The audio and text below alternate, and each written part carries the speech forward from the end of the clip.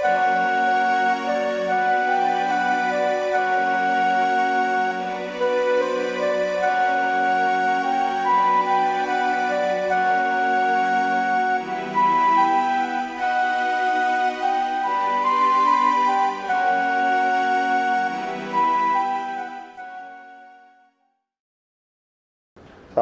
warahmatullahi wabarakatuh. Alhamdulillahirabbil alamin. Allahumma shalli ala Muhammad wa ala Muhammad. Maaf telat karena hadir di acara pemakaman barusan Pak Ahmad Taufik. Perjalanannya berangkatnya 2,5 jam. Untung pulangnya tadi nggak sampai sejam. Jadi saya pikir sudah nggak bisa ke sini, tapi alhamdulillah masih sempat. Mandi keringat karena mungkin 45 menit di tengah panas-panas. Jadi ya mohon maaf tampil apa adanya, termasuk yang mau saya bicarakan. Tapi karena ini diskusi tentang kuliah yang kebetulan saya bawakan dibantu Saudara Azam yang di sini. Jadi saya sampaikan apa yang kita coba bawakan kepada para mahasiswa ya. Sebelum itu saya kebetulan baru masih hangat dari percetakan sebuah buku yang mungkin nanti kalau Pak Baini menuliskan apa yang ditulis, yang dibicarakan tadi, bisa melengkapi. Saya baru terbitkan buku sederhana, populer, tidak seserius presentasi tadi. Yaitu buku judulnya Epistemologi Tasawuf, sebuah pengantar. Dan itu saya ambilkan, saya cuplikan dari disertasi saya. Tapi memang cara pembahasannya karena satu keterbatasan ilmu saya, kedua juga supaya dibaca banyak orang. Cara penulisannya relatif populer ya. Karena buat kita populer, buat pembaca masih susah. Tapi nanti mudah-mudahan bisa membantu sedikit. Sebetulnya buku Mahdi Hairi Yazdi itu luar biasa. Memberikan pencerahan. Tapi itu bukan buku yang mudah dibaca. Betul-betul harus orang yang punya latar belakang akademik cukup. Saya coba tuliskan dalam buku. Mudah-mudahan nanti sempat diantar ke sini. Secara relatif lebih populer, jadi mudah-mudahan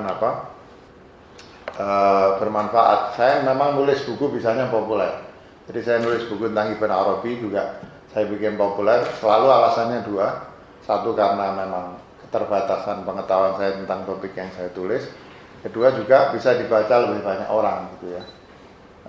Mudah-mudahan buku ini nanti juga membantu. Kalau Ibn Arabi kan lebih banyak ke arah ontologi, meskipun kalau kita bicara Ibn Arabi, bicara Mullah Sadra, bicara Suhrawardi, kita sudah susah memisahkan antara epistemologi dan ontologi ya.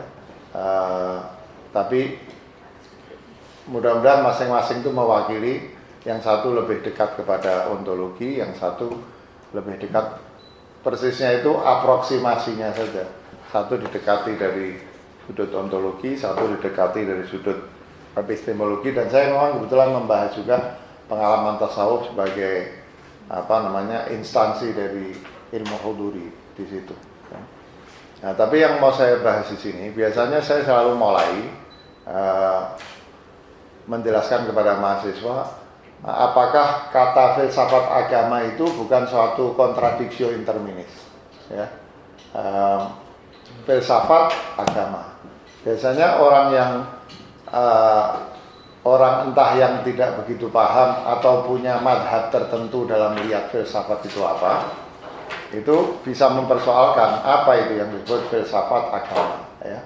Kalau kita lihat ini kan istilah filsafat agama ini dipakai di barat ya, meskipun kemudian berkembang di negara-negara muslim. Di barat pun menurut catatan itu baru populerkan di abad 19. Kalau di barat tidak ada masalah terlalu besar kalau orang bicara tentang philosophy of religion ya. Karena mungkin sadar atau tidak, meskipun ada buku seperti Philosophy of Religion-nya John Hicks misalnya ya. Tapi kalau kita bicara apalagi pada masa-masa lebih belakangan, karya-karya filosof analitik misalnya, itu biasanya sadar atau tidak filsafat ditempatkan sebagai pisau yang membedah agama gitu ya. Sementara kalau madhab kita dalam arti madhabnya orang muslim itu barangkali tidak begitu. kita harus bisa menempatkan keduanya dalam posisinya yang betul. Jadi tidak ada yang satu mau membedah yang lain gitu ya. Tapi apakah bisa kita menempatkan kedua hal ini tidak dalam keadaan yang satu membedah yang lain, tapi pada saat yang sama itu menjadi mungkin gitu ya. Nah biasanya problem orang itu begini, filsafat itu mulai dari keraguan-keraguan, agama mulai dari keimanan, nggak bisa dong disatukan ya, itu biasanya persoalan. Sebagaimana juga terjadi perdebatan bahkan sampai di Iran misalnya, orang-orang yang kritis terhadap filsafat Mullah Sadra akan mengatakan itu bukan filsafat yang dibuat Mullah Sadra. Filsafat kok masukkan hadis, masukkan ayat Al-Quran dan lain sebagainya. Nah itu dua hal ini biasanya saya jawab di dalam pertemuan pertama.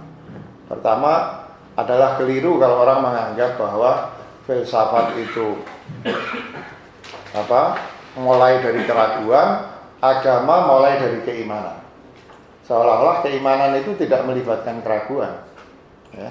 Nah, jadi di situ biasanya saya mulai dengan menjelaskan agama itu, keimanan itu harus melewati keraguan. Ya. Keimanan itu orang suka bingung kalau saya bilang iman itu harus rasional. Gimana iman kok rasional?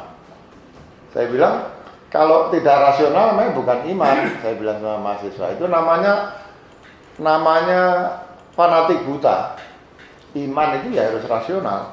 Dan kalau kita baca pandangan para ulama, para urafa dan lain sebagainya dengan bahasa yang beda-beda, iman itu hanya bisa dicapai setelah orang melewati proses rasional.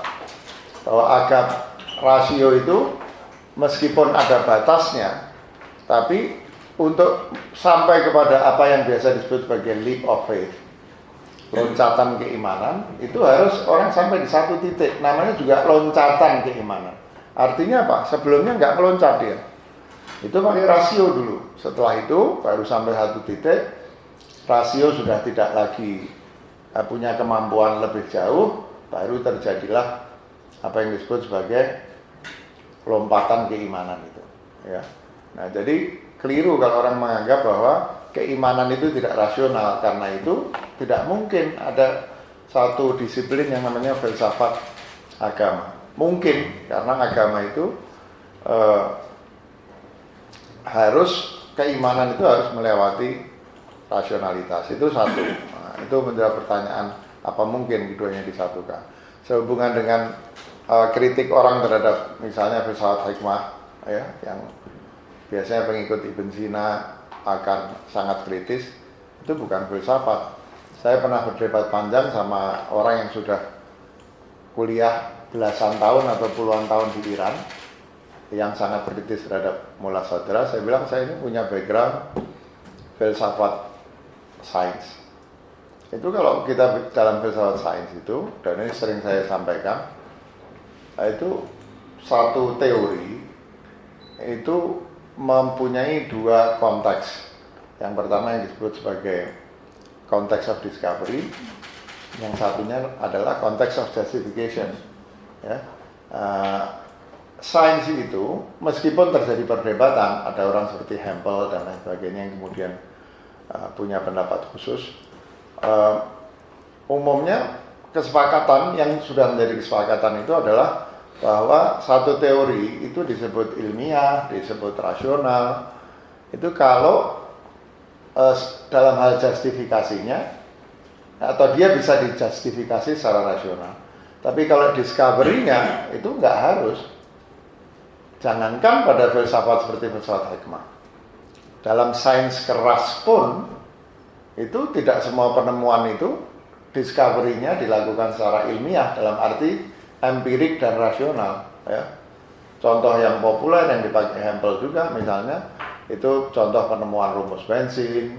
Ya. Kalau di dalam teknologi, penemuan teknologi piston itu yang membakar bahan bakar di dalam mesin, itu semua ditemukan dalam hal konteks of discovery-nya sama sekali nggak ilmiah. Buat yang belum pernah dengar, mungkin rumus bensin itu kan ditemukannya lewat mimpi. Jadi namanya Kekule yang menemukan itu. Tadinya dia masih terjebak dengan konsep rumus kimia anorganik. Yang pernah belajar kimia tahu ada rumus kimia anorganik. Benzin itu kan rumus kimianya organik.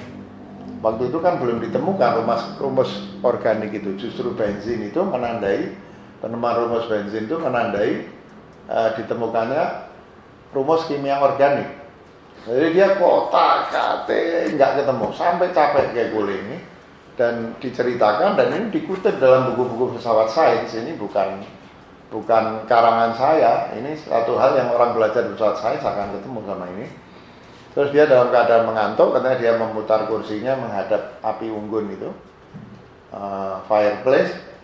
Itu saya bayangkan nggak ditulis di situ. Kalau kita nonton film, biasanya kalau orang mimpi itu digambarkan apa? Lihat api, terus apinya makin kabur, dia hilang ke alam mimpi gitu kan. Nah itu seperti itu, duduk dia muter lihat fireplace, terus tiba-tiba dia dalam keadaan yang disebut sebagai saat kreatif itu. Kalau dalam penelitian kreatif disebutkan ketika otak kita menayangkan gelombang theta itu dia melihat ada ular yang terbang di udara gitu ularnya. Ya. Tiba-tiba, ular itu menggigit ekornya sendiri. Nah, dari bentuk ular yang menggigit ekornya itu dia terbangun dan dia mendapatkan ilham tentang rumus kimia organik. Rumus kimia organik itu kan tertutup gitu ya, bukan seperti kimia anorganik. Benzin itu bukan seperti itu dan nggak ada orang mempersoalkan. Nggak apa-apa, yang penting bisa nggak dibuktikan bahwa rumus itu memang mewakili unsur-unsur dan kaitan antara unsur-unsur dalam zat yang namanya benzin itu ya. Dan terbukti nanti tadi yang saya bilang penemuan piston namanya Charles Durian namanya itu. Charles Durian itu menemukan rumus piston itu karena lihat istrinya sedang berdandan dan kemudian menyemprotkan parfum pakai itu model yang ditekan dulu itu. Dari situ bahkan kalau kita mau perluas, Newton menemukan gaya gravitasi, Archimedes menemukan hukum Archimedes, itu semua terjadi dalam keadaan penemunya itu berada di antara tidur dan jaga. Kalau kita orang yang belajar filsafat, kita akan bilang bahwa mereka semua pada saat itu sedang mengakses alam barzakh, sedang mengakses alam khoyal. Dan belakangan saya tahu kalau ada yang pernah nonton film judulnya ini kalau presentasi saya memang agak lain, nggak pakai istilah-istilah filsafat, film, musik, kantor baru. Itu pernah ada yang nonton film Eat, Pray and Love nggak? Nah, atau baca bukunya Eat, Pray and Love, penulisnya itu namanya Elizabeth Gilbert. Suatu kali saya nonton TED Talk dan saya baru sadar itu dia cerita tentang bagaimana stresnya seorang penulis buku yang bukunya bestseller.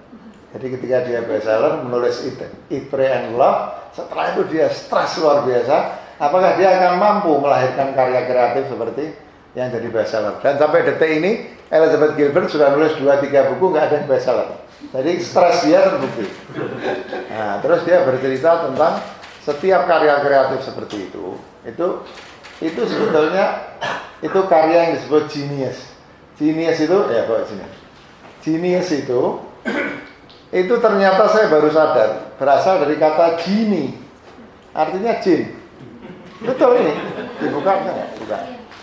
Jadi saya baru tahu bahwa kata genius itu dari genie, artinya jin.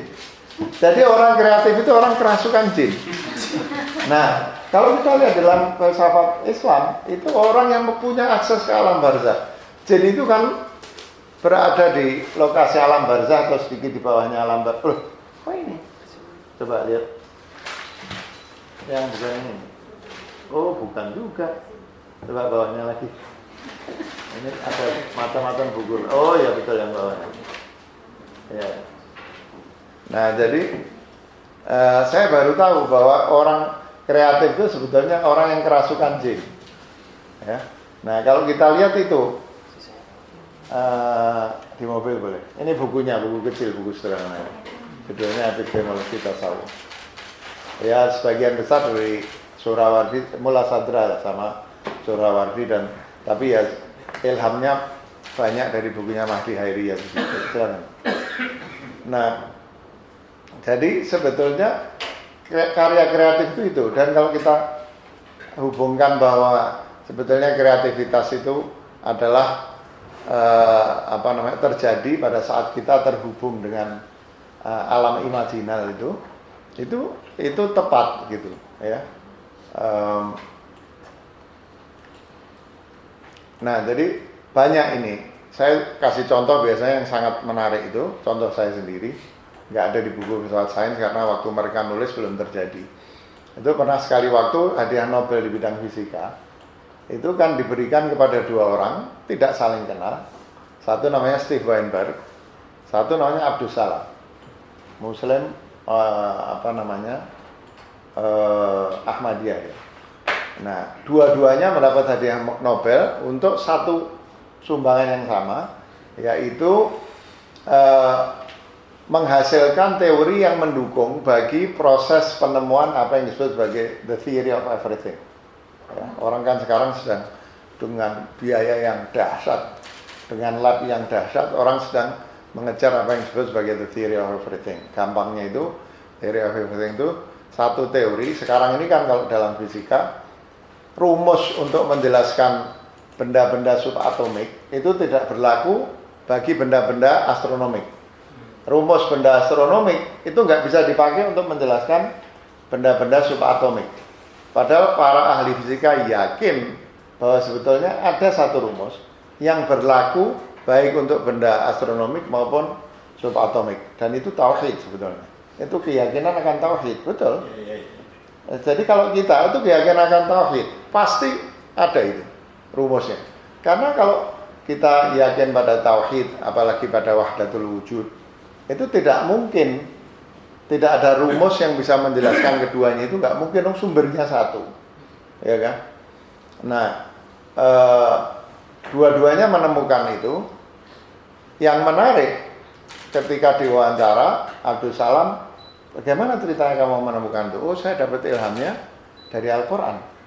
Dalam surat Yasin misalnya Allah SWT menciptakan segala sesuatu berpasang-pasangan. Itu jadi teorinya disebut teori simetri. Jadi keduanya itu mendapatkan hadiah Nobel untuk penemuan teori simetri yang mendukung bagi ditemukannya the theory of everything. Saya dapat ilhamnya dari Al-Quran. Steve Weinberg, mungkin kalau dia bisa ngetawain, diketawain. Dia ateis. Steve Weinberg ini ateis. Nah, bagaimana satu orang ateis dan satu orang yang mengaku mendapatkan ilhamnya dari surat Yasin dalam Al-Quran menemukan teori yang sama? Ya, ini contoh yang sangat menarik. Betapa dalam hal konteks of discovery itu orang mau dapat dari Yasin atau mau puasa mutih. Loh, puasa mutih Surawardi kan mengusulkan puasa 40 hari gak makan daging. Nanti katanya akan dapat al-barik al-ilahi, kilatan ilahi. Boleh.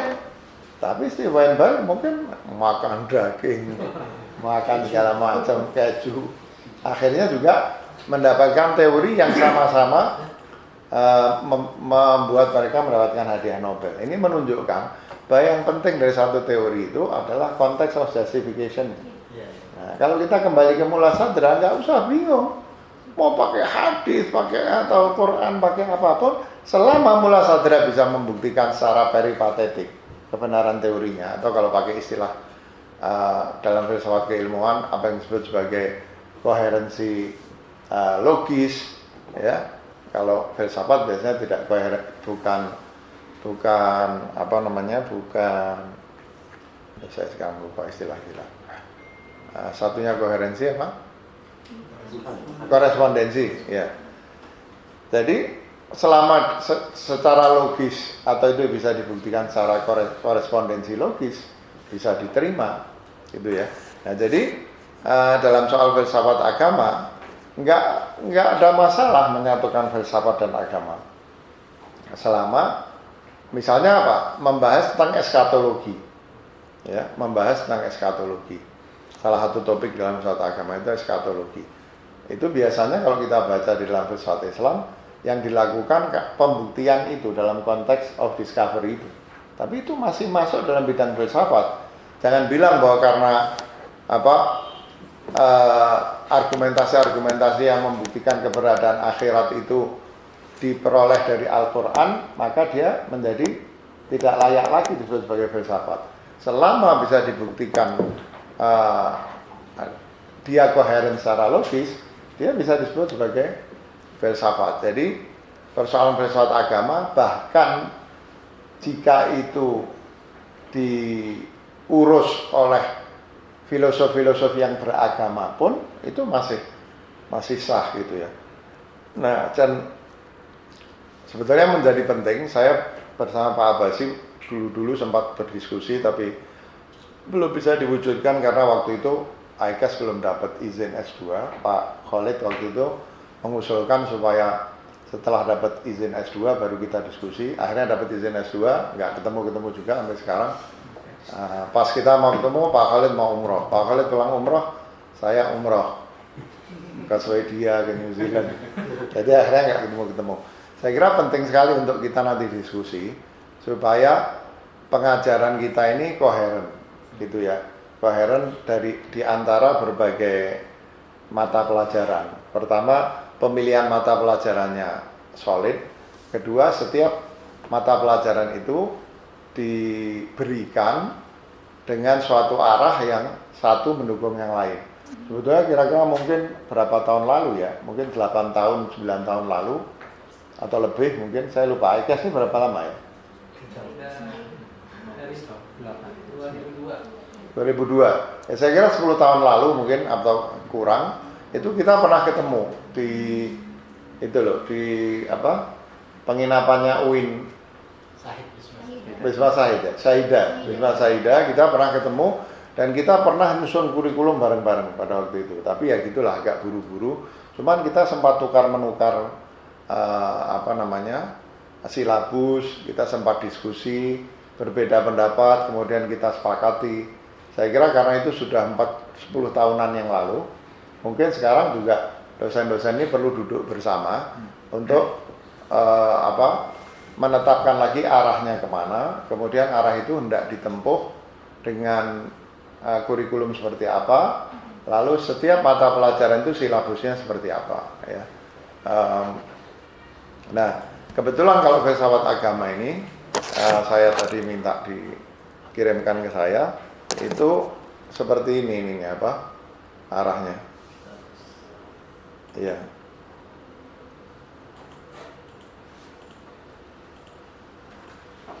Nah ini ya, meskipun saya buatnya ya agak buru-buru, tapi kira-kira gini.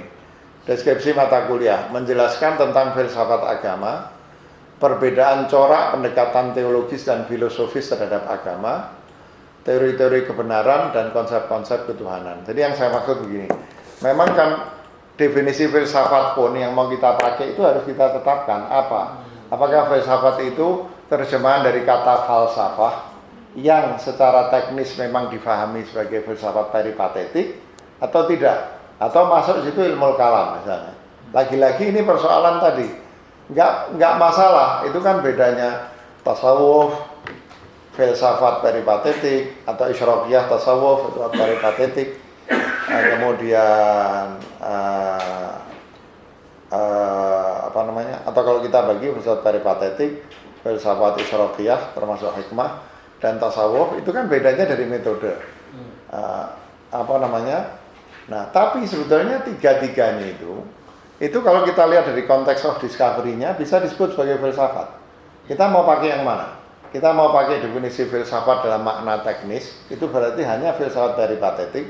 Memang kalau kita pelajari, kalau kita lihatnya philosophy of religion, sebagaimana yang dikembangkan di Universitas Barat dan mulai diperkenalkan di abad 19 itu, filsafat di situ harusnya dipahami sebagai filsafat yang bersifat peripatetik. Jadi kira-kira analisis menurut filsafat peripatetik atas isu-isu yang terkait dengan agama. Kira-kira itu maknanya. Nah, kita akan ambil itu atau tidak? Saya misalnya, saya tidak mengambil yang itu. Jadi saya memanfaatkan berbagai buku tentang filsafat agama, tapi pada saat yang sama saya tidak memahami filsafat semata-mata sebagai filsafat peripatetik. Itu saya kira kita juga perlu tentukan khususnya bagi S1. Kebetulan filsafat agama ini saya ini mata kuliah S1. Jadi menurut saya pendekatannya kalau buat saya ya untuk S1 itu belum harus murni analitis. Jadi S1 itu menurut saya karena itu dasar-dasar ya. Dan sadra ini meskipun saya nggak pernah mendapatkan briefing soal ini, saya bayangkan bukan satu perguruan tinggi yang tujuannya cuma buat orang pinter, tapi juga buat orang baik, buat orang muslim yang imannya kuat ya. Maka menurut saya kalau untuk S1 itu approach-nya masih harus campuran antara analitik dan sintetik ya. Jangan semata-mata analitik. Satu, kemungkinan juga terlalu berat. Kedua, nanti tujuan kita untuk menciptakan atau melahirkan lulusan-lulusan yang di samping pinter, tapi pada saat yang sama punya keimanan yang kokoh terhadap ajaran Islam itu, menurut saya menurut saya justru bisa kontraproduktif gitu ya. Nah jadi sifatnya lebih sintetik. Karena itu untuk S1 ini saya tidak mendefinisikan, meskipun saya memakai buku-buku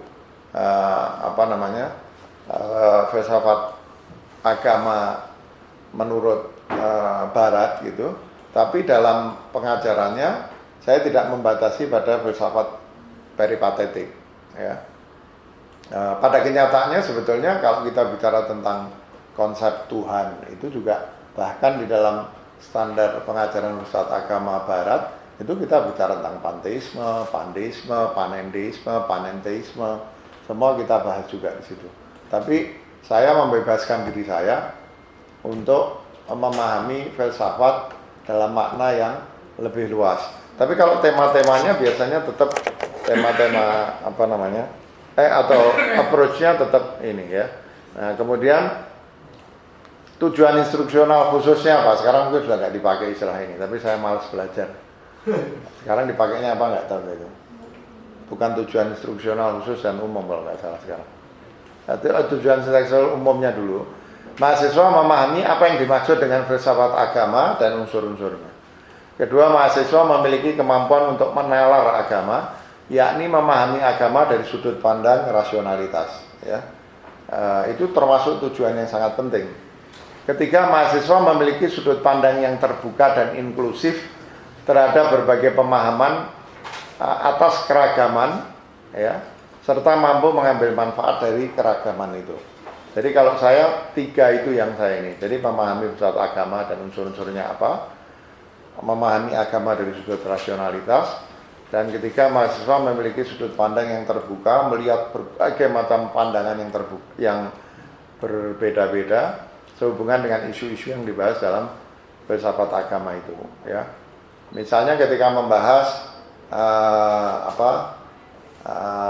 saya misalnya tidak menggunakan istilah bukti-bukti keberadaan Tuhan, tapi jalan-jalan menuju Tuhan, gitu ya.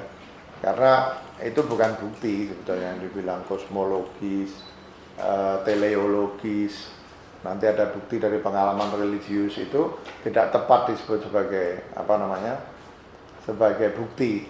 Karena kalau bisa disebut bukti nggak ada iman. Itu kalau semua bisa dibuktikan, iman apalagi buat apa ada iman? Bisa dibuktikan kok. Itu bukan iman. Agama itu ya akal itu rasional. Padahal dalam kenyataannya kan agama itu mengandung rasionalitas, tapi ada yang disebut leap of faith itu. Jadi ada iman. Makanya kita sebut itu sebagai jalan-jalan menuju Tuhan. Ada pembahasan tadi yang disebut jalan kosmologis, jalan teleologis, jalan ontologis, jalan melalui pengalaman religius. Bahkan ada pembahasan tentang theodicy, al-adlul ilahi. Itu juga kita sebutnya jalan. Karena sepinter apapun, ya meskipun pemahaman saya terbatas, saya sudah baca pandangannya Mullah Sadra, pandangannya Ibn Arabi, tetap saja ada pertanyaan soal theodicy itu. Nggak akan bisa pandangannya Ibn Arabi sekalipun, atau paling tidak Kalau kita sudah sampai tingkatan Ibn Arabi mungkin sudah terjawab semua, saya nggak tahu ya. Tapi karena saya masih jauh dari Ibn Arabi, saya baca semua pandangan yang terkait dengan al-adlillah itu, ujungnya ya masih ada ruang bagi kita untuk bertanya, ya, yang sulit dijawab, segala macam sudah. Saya dulu waktu terjadi tsunami di Aceh itu menulis sehalaman di Kompas khusus tentang teodisi ini, ya. Nah, jadi kita menyebutnya jalan-jalan gitu. Tapi itu tadi seperti yang saya katakan di awal, bahwa iman itu tidak mungkin tanpa tanpa melewati jalur rasionalitas.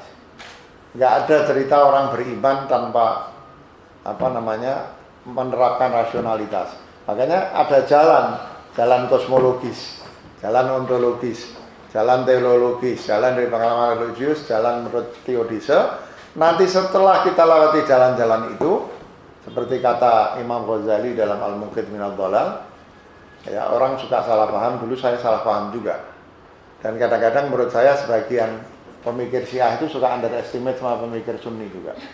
Menurut saya suka underestimate. Suka misalnya ngerendah-rendahkan Asy'ariyah. Asy'ariyah itu canggih luar biasa. Dan saya mendapati bahwa ternyata Ibn Taimiyah itu banyak samanya sama Ibn Arabi. Belakangan ini saya mendapati bahwa pemikiran Ibn Taimiyah itu, kita nggak bicara sikapnya tentang Imam Husain, Karbala, itu lain cerita. Tapi kalau kita bicara pemikirannya dalam bidang filsafat atau filosofis, itu misalnya satu hal aja, dalam hal kesetiaan kepada pemahaman literal terhadap ayat Al-Quran, mirip sekali itu. Dan sebagian kesimpulannya Ibn Taimiyah itu mirip sama kesimpulannya Ibn Arabi. Termasuk Ibn Taimiyah itu percaya bahwa neraka tidak kekal, misalnya. Ya. Jadi Imam Ghazali kadang-kadang kita suka menganggap enteng.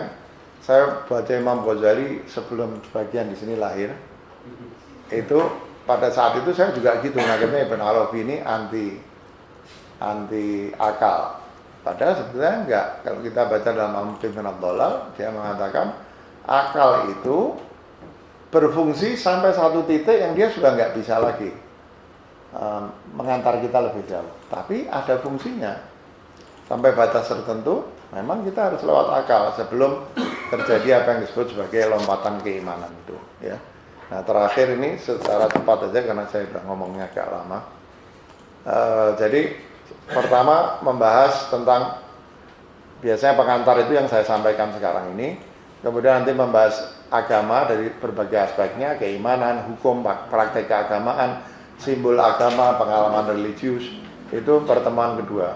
Pertemuan ketiga membahas konsep-konsep ketuhanan. Saya bagi dua, satu yang teistik, yang kedua yang non-teistik, bukan ateistik. Jadi yang teistik sini ini kita pahami sebagai satu konsep agama, ya, yang yang memasukkan gagasan tentang Tuhan personal, ya. Jadi memasukkan gagasan tentang sifat Tuhan yang personal. Meskipun di sini masuk juga seperti panteisme, panenteisme, itu mungkin sudah gabungan antara Tuhan personal dan Tuhan impersonal. Tapi agnostisisme dan ateisme saya masukkan dalam konsep ketuhanan yang non-teistik. Ya. Saya tidak mengatakan itu konsep anti Tuhan, karena dalam filsafat agama ateisme itu tidak dipahami sebagai ketidakpercayaan kepada Tuhan, tapi kepercayaan kepada Tuhan yang impersonal itu juga masuk di dalam ateisme. Ya. Jadi orang ateis itu sebagian besarnya itu bukan orang yang tidak percaya pada Tuhan, tapi orang yang tidak percaya pada Tuhan yang bersifat personal. Tapi mereka percaya Tuhan itu kebenaran, Tuhan itu kebaikan, Tuhan itu keindahan. Dan itu sampai batas tertentu di dalam Islam pun diterima pandangan tentang Tuhan yang impersonal itu. Kita bisa mengatakan bahwa Tuhan yang bersifat transenden itu Tuhan yang impersonal, sementara Tuhan yang imanen itu Tuhan yang personal. Kemudian kelima baru masuk ke itu. Ini istilahnya di sini masih pembuktian. Ini karena mungkin yang lama, karena ini harusnya 14 dan 15. Kalaupun belum diganti nanti azam diganti ya. jalan-jalan menuju Tuhan yang bersifat kosmologis, jalan menuju Tuhan yang teleologis, kemudian pertemuan ke-7 ontologis, ke-8 pengalaman religius, ke-9 teodise. Nah, ke-10 masuk hubungan antara agama dan akal. Definisi juga tentang akal itu apa. Tentu kita tidak akan batasi akal dalam makna hanya rasio, tapi kita memahami akal sebagai intelek, sebagai akal dalam makna ruh, ya, masuk di situ. Kalau dalam Irfan itu berbagai tingkatan sampai khofi, akhfa dan lain sebagainya. Kita bahas hubungan agama dan itu. Kemudian pertemuan ke-11 bahasa dan agama. Pertemuan ke-12 antara takdir dan karsa bebas. Pertemuan ke-13 eskatologi, definisi dan pembuktian atau justifikasi tepatnya tentang itu. Ke-14 etika dan agama, ya, membahas etika hedonis, utilitaristik, etika deontologis, kantian, etika Islam dan sebagainya. Termasuk apakah etika harus bergantung pada agama? Mungkinkah membangun etika yang terlepas penuhnya dari agama?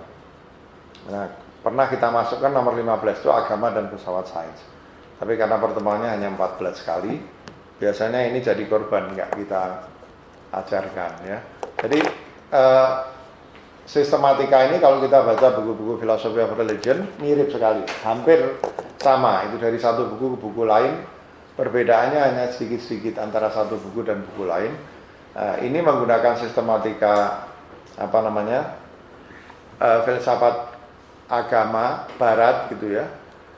Meskipun saya juga baca buku-bukunya Taqi Misbah Yazdi. Taqi Misbah Yazdi kan menulis beberapa buku yang baik untuk menjadi bahan pelajaran filsafat agama, ya. Tapi kalau dari segi sistematika saya lihat memang tidak lengkap, biasanya terpencar-pencar dalam bukunya Taqi Misbah Yazdi. Kalau yang Al-Manhaj Al-Jadid itu sih filsafat secara umum, ya. Jadi saya ambil dagingnya, saya ambil dari filsafat Islam. Pemahaman tentang filsafat saya pahami dengan cara yang lebih luas, bukan cara yang sempit dalam makna filsafat sebagai falsafah, tapi sistematikanya mengikuti sistematika filsafat agama, bagaimana yang ditulis dalam teks-teks yang ditulis pemikir-pemikir atau ahli-ahli dari Barat gitu ya. Mungkin itu saja yang saya sampaikan sebagai bahan. Terima kasih.